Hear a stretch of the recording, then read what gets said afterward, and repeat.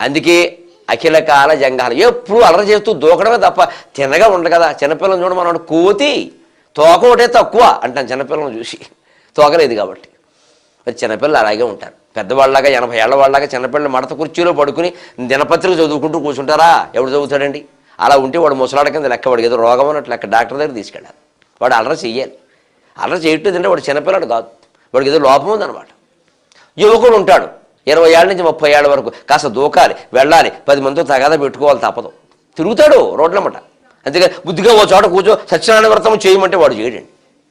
అది నువ్వు చేయాలి, వాడికి చెబితే ఆ విషయం. ఆ తిరగడంలోనే అందులోనే కాస్త మంచి పనులు చెప్పు.